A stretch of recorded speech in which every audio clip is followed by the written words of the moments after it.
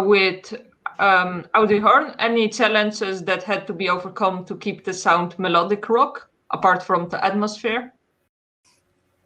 No, I think when we started this band, in the beginning we were more focused on the atmosphere. Our first album has a lot more focus on atmosphere.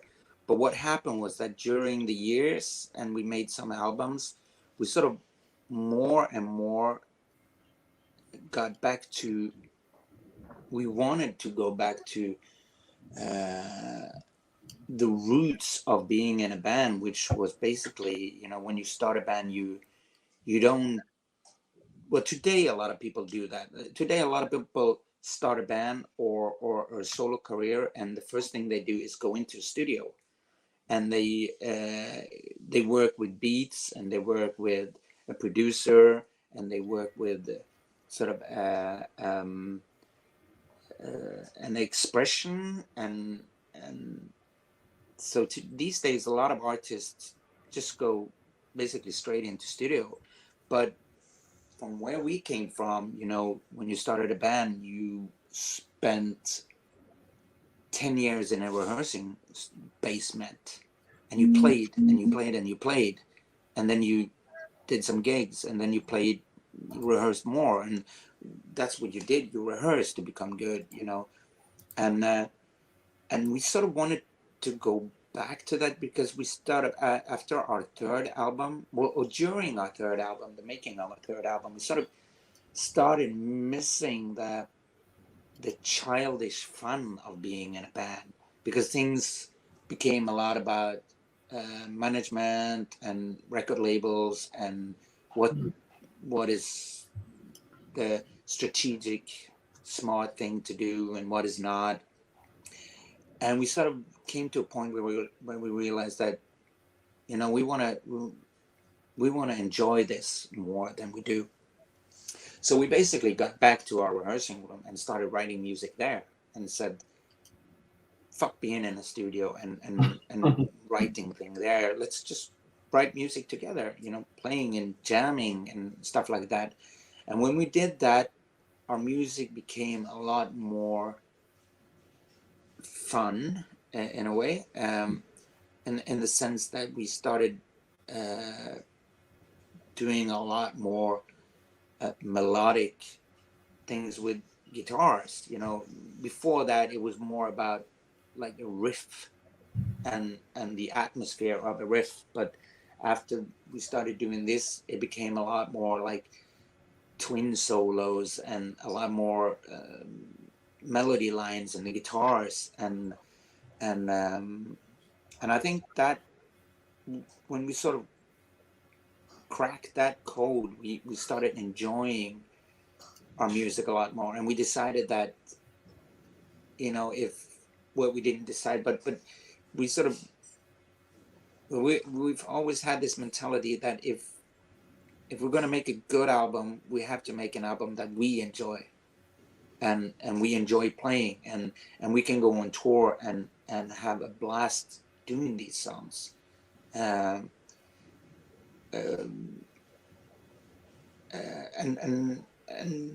I think we sort of managed to do that on our albums. I think we, like, when we tour, the people enjoy our music, but a lot of the response that we get back is that people enjoy watching us play, because they see that we enjoy that, and so sort of the joy of music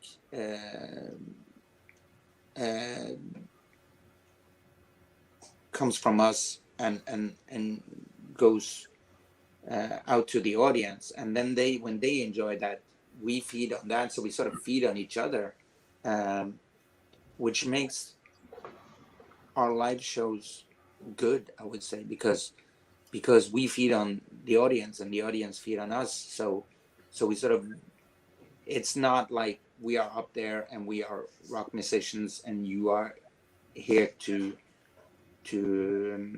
sort of worship us. That's a horrible word, but and lack of a better word. it's more that when we do a show, it's sort of an interaction between us and the audience, and I think that's why people like our shows, because they find them entertaining, and we entertain without, like, say, Kiss or whatever, who entertains a lot by using props. Basically, we don't have props. We have a backdrop and that's it. There's no flames, there's no exploding shit. It's just us, really. And I think that makes it a good show, if you can entertain people and not having to behead someone on stage. Yeah, like Gorgoroth, the seeps. Yeah.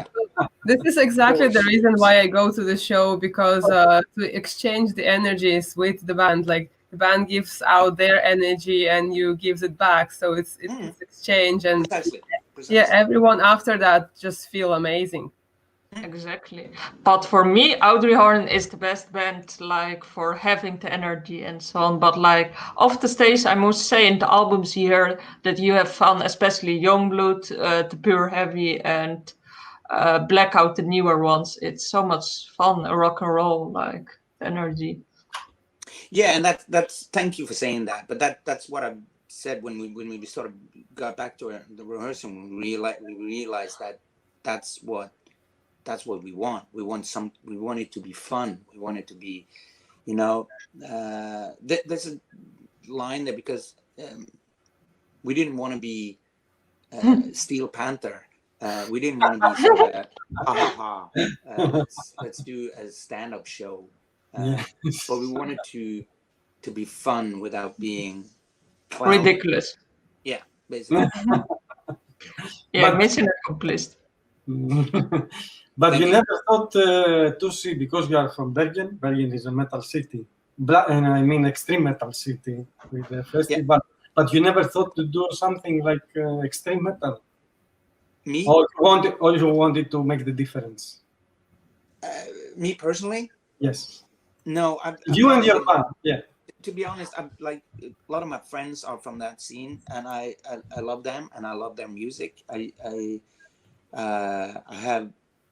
have lots of respect for a lot of the people that are sort of in the music community where I am, like Gal from Galsved and Gorgoroth, and the guys from Immortal and Enslaved, but music wise, that was never my thing. I never wanted to do that. I was always more towards, like, melodic hard rock or pop music or punk music. I'm like, the harder music that I listen to is more like Testament and Slayer and that kind of thrash metal, because that sort of has that punk attitude that I like. Yes. Cool. And can you tell me about the video Out of the City? How you get the collaboration with Johan from Amon Amarth? Oh, how that came about? It was basically that. To be honest, it was his wife, Maria. She's been a fan of our music for since our first album, basically.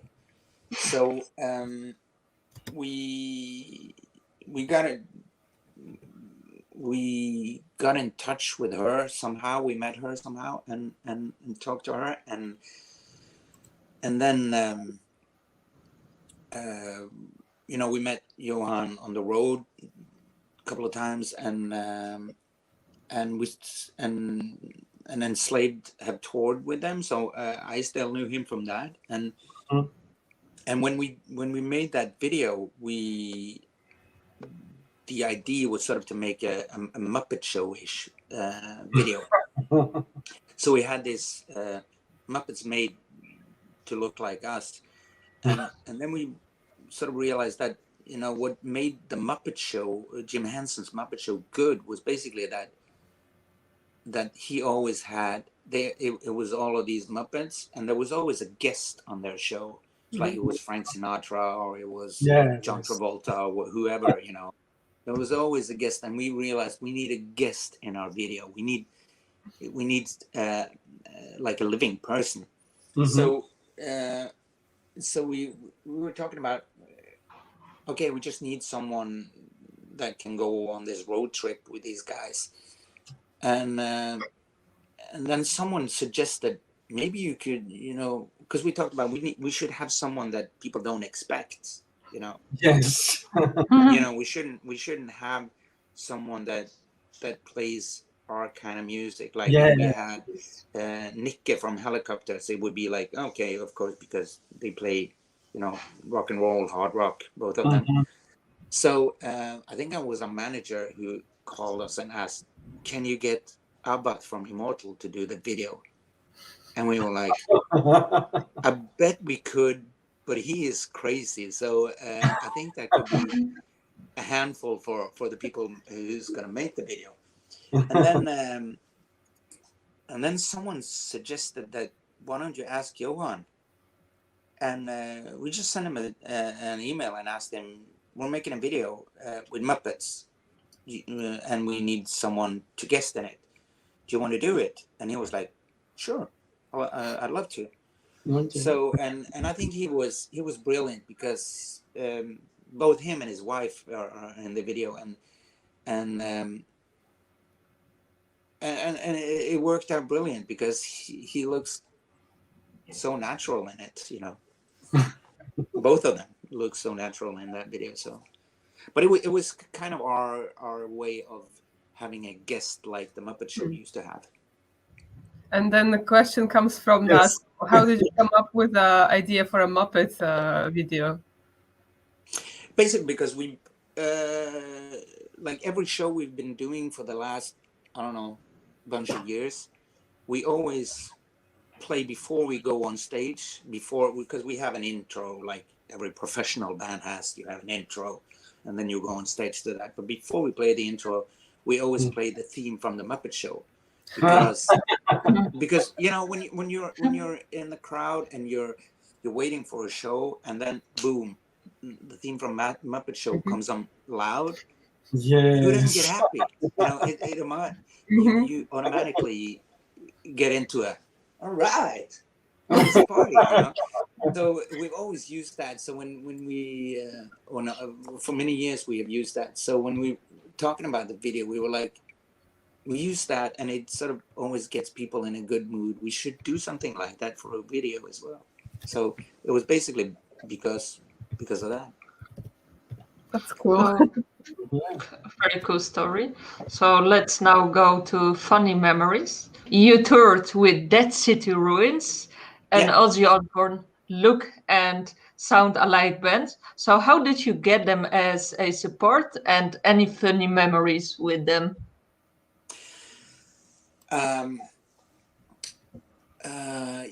It was I think it was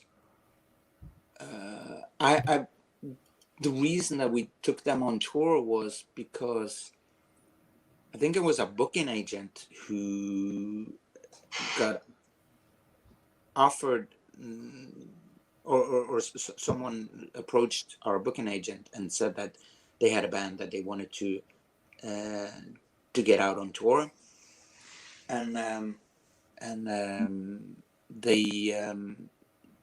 he asked us if we wanted to take this band out on tour, and we listened to it, and we said, yeah, sure, it's a good band, let's do it, and we took them on tour, and we had a really wonderful time with them. We actually took them on tour twice because we had such a good time with them.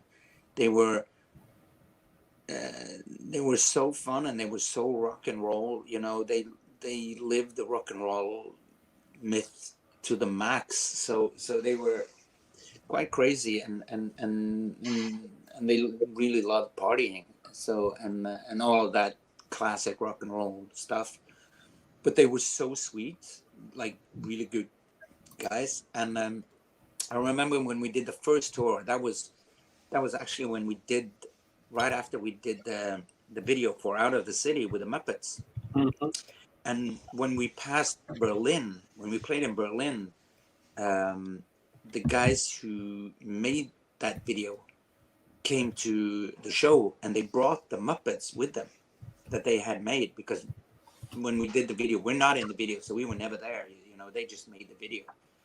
So when we got when they came to our show, they brought the Muppets and gave them to us. So I have, it's like quite big, the Muppets, you know.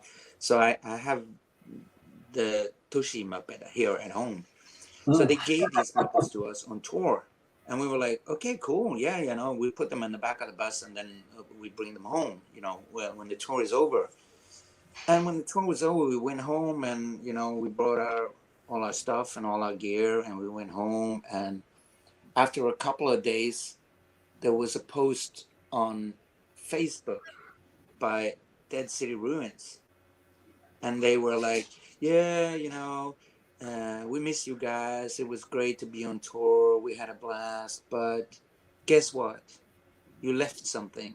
And then they took up the Muppets, and we had left them on tour. So they took them. The Muppets that these people were so kind and make for us, and then make a video out of them for us, and then come to our show and hand them over to us. And what do? We just leave them in the back of a bus and go home.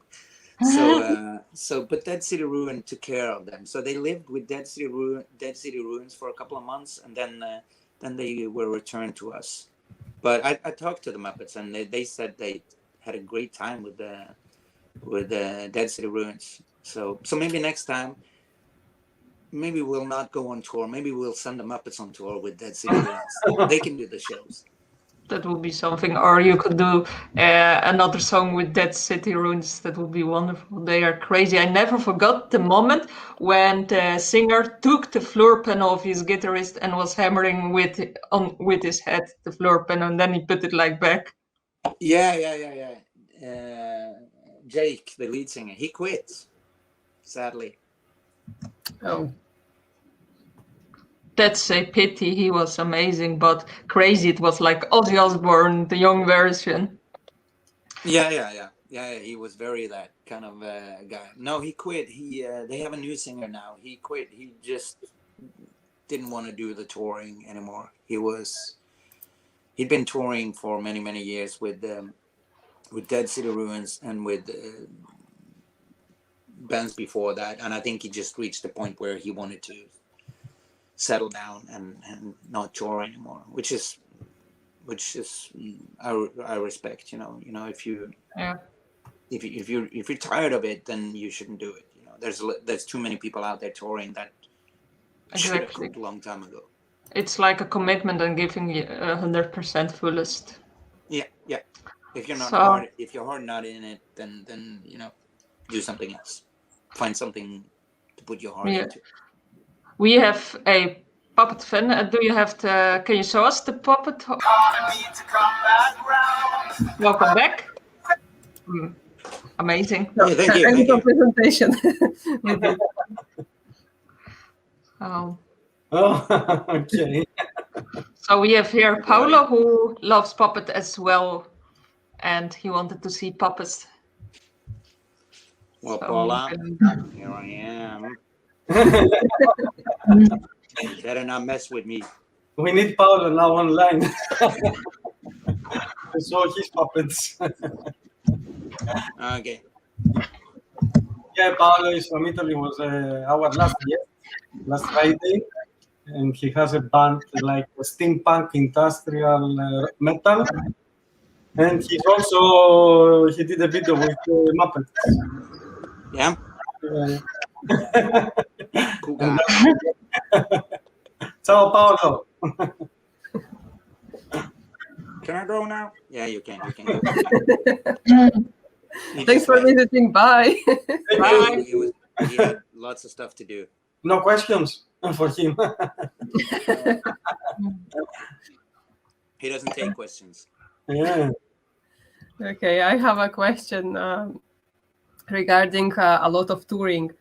So, like I heard you had some problems with your voice after so many gigs you did.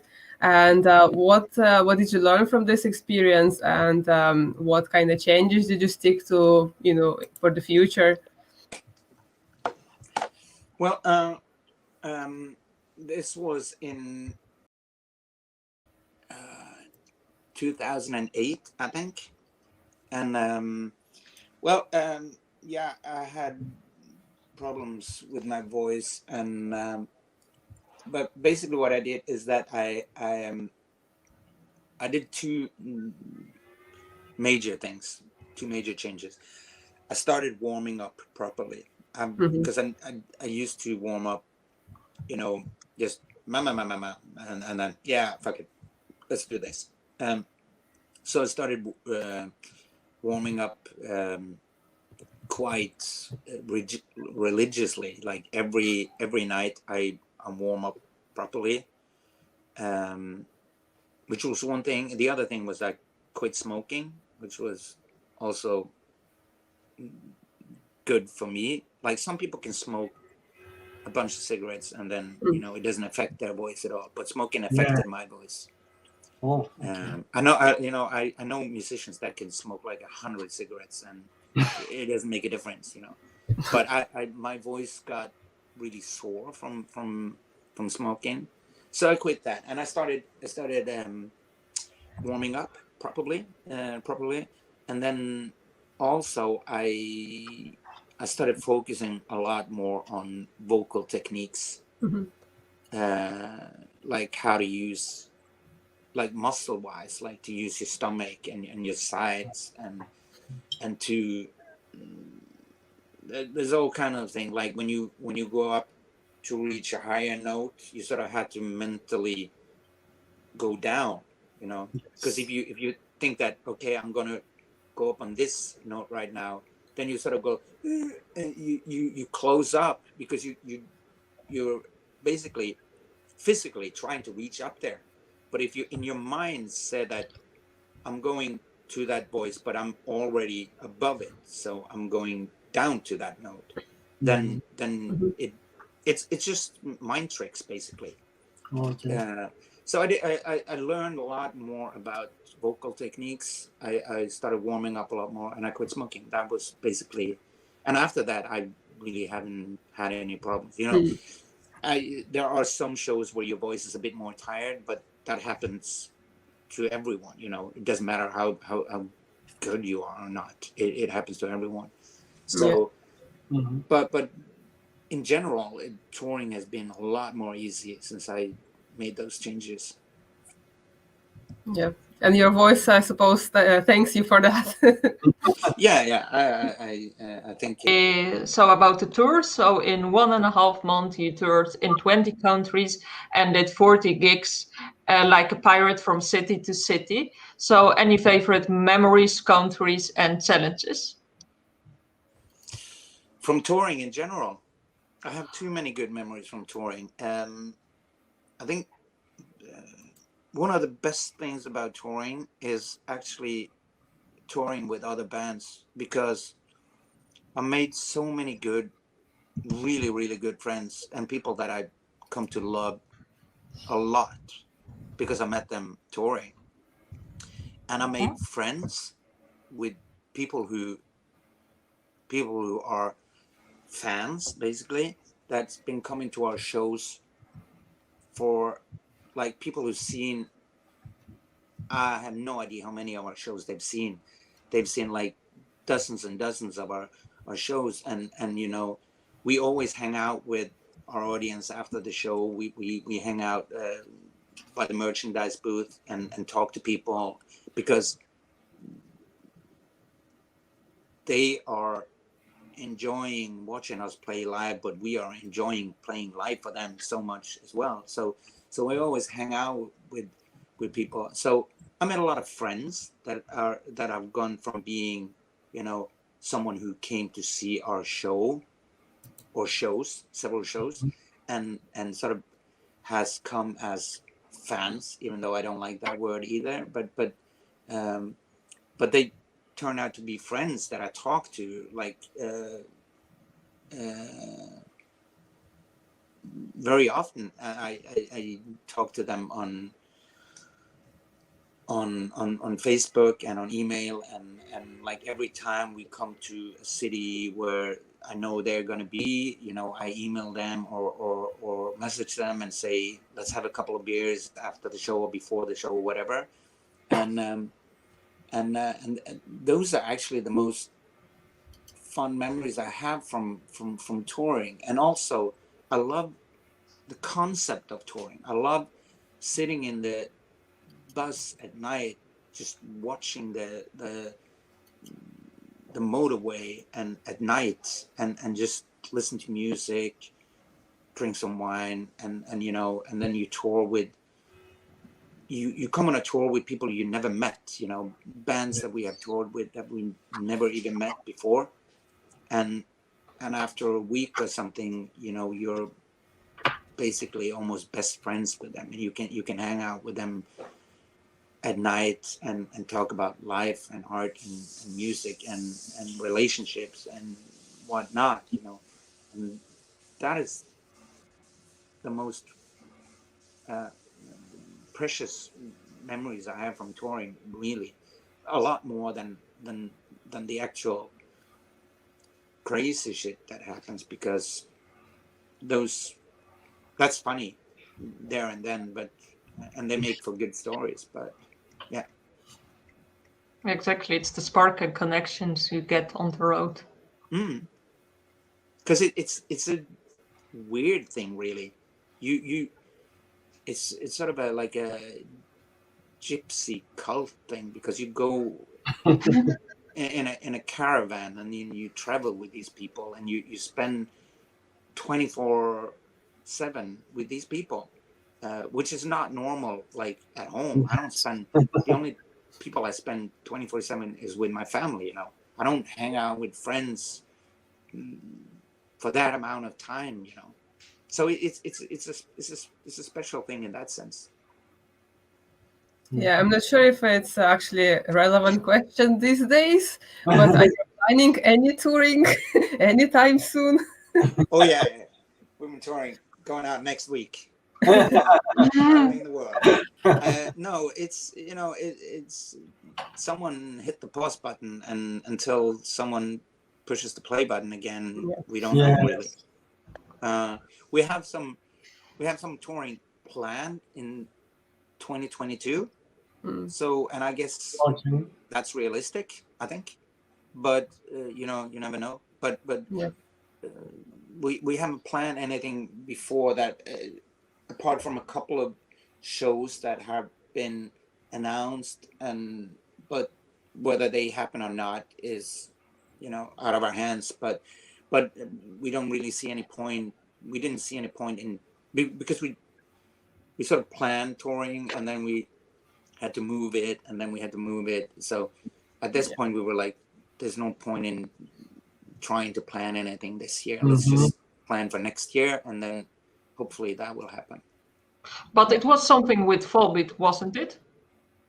Yeah. That's like one of the shows that are scheduled and are supposed to happen, but you know, I don't know.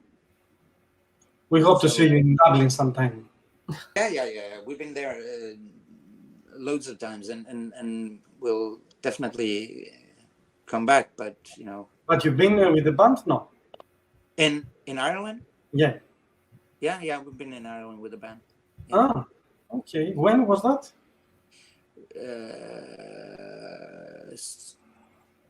Last time is quite a lot of years ago. Maybe around. Maybe it was on the Youngblood tour. I don't remember. We played Dublin. Oh, okay. Anyway, a while back.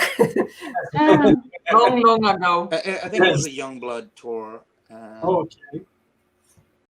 You remember the place you played? I remember what it looked like and everything, but I don't remember the name. We played Dublin and Belfast? Belfast, yes, Belfast. Yeah. So what's regarding like new material? Are you writing the album, or what are you guys doing these days? We're writing material for a new album, but like I said, we used to, like, all our previous last at least 3 albums, we've written them in our rehearsing studio together as a band. But due to the circumstances, this time we're sort of doing it more like we're doing this, you know. The 2 guitar players write stuff, and then they, you know, just program drums and record bass and guitars, and then they send it to me, and then I record vocal ideas, and then, you know, we send it back and forth. So at the moment we have quite a lot of material, but nothing is finished. Everything is, we have like a bunch of songs that are, some are close to being finished and some are quite far from being finished. And then we just recently started playing a bit together again in our rehearsing studio.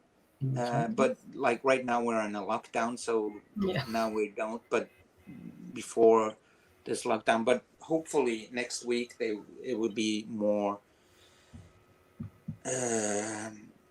lighter restrictions, so hopefully we can go back to going to our rehearsing studio and play together, because when you write things the way we do now, you can write music, you can write the guitar riffs, and you can write the melody lines and everything, but it's when you get together and actually play it as a band, you sort of get a feel of the whole thing.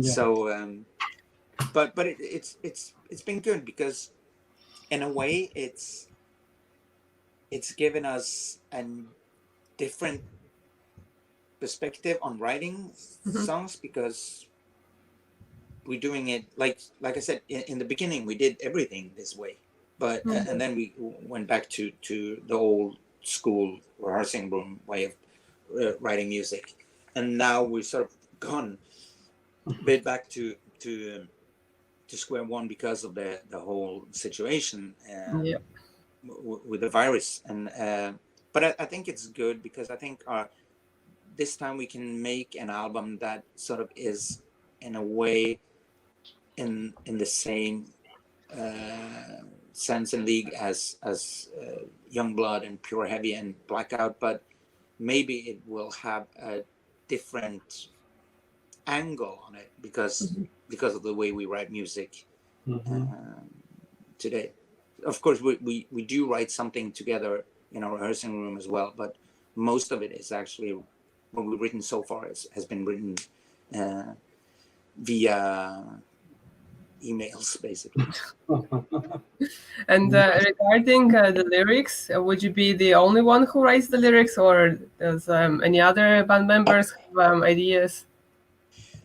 Well, most of it is me. I write, like, I've written all the lyrics to every song ever in this band, but the other have their inputs. So so very often, if I come up with an idea, they can go like, yeah, that sounds cool, but maybe you have too many words in there. It's a bit, you know, it's a bit pushy, the whole thing. So they can say like, maybe you should, you know, not try to have that many words. And then sometimes they can have an input also on the subject of the lyric. But basically it's me writing the lyrics. Cool. Looking forward to the new music. And let's go with the last question. So you are very engaged with the crowd. Craziest thing you have done during a gig? I don't know. I've been, you know, I always try to find, you know, especially in smaller places, like, because if it's a big venue, then it's sort of, you're limited to the stage, and and just a bit in front of you. But if you play smaller clubs, you know, there's always. I've been outside on the street singing. I've been on the bar singing. You know, Okay. If there's a place I can go where I'm not supposed to go, then it's always interesting because I don't know. It's because you do something different in a situation, something people don't expect, which makes it interesting. But I think maybe being outside in the street is sort of because then I could hardly hear the band, so I sort of had to just try to keep the pace of the song, so I wouldn't be off beat. Yeah. But I like stuff like that. I think that it makes stuff like that makes things more interesting. It For sure. gives it an edge, basically. I think the On the Street is an original one. Yes. Yeah. Yeah. Thanks, please. Amazing. So we are at the end of the interview. So thank you, Toschie, for joining us tonight, telling us about Audrey Horne. And we want to thank the viewers as well who watched. And basically, we will post below all the links so you can support Audrey Horne, Toschie. And don't forget to subscribe as well on the Metal Galaxy channel, as more videos are coming up, and don't forget to join our group as we have more stuff to do. So yeah, that was it from our side. It was fun. It was interesting talking to you guys. It was really fun, and thank you for having me on this show, and for supporting. I appreciate it a lot. I hope your lockdown ends before April. Yeah. Yeah. we hope. March. I hope on March. Yeah. Thank you so much for joining. Thank you, and hopefully we will see you soon live. Okay, cool. Bye. Peace out. Bye. Bye-bye. Bye. Bye-bye.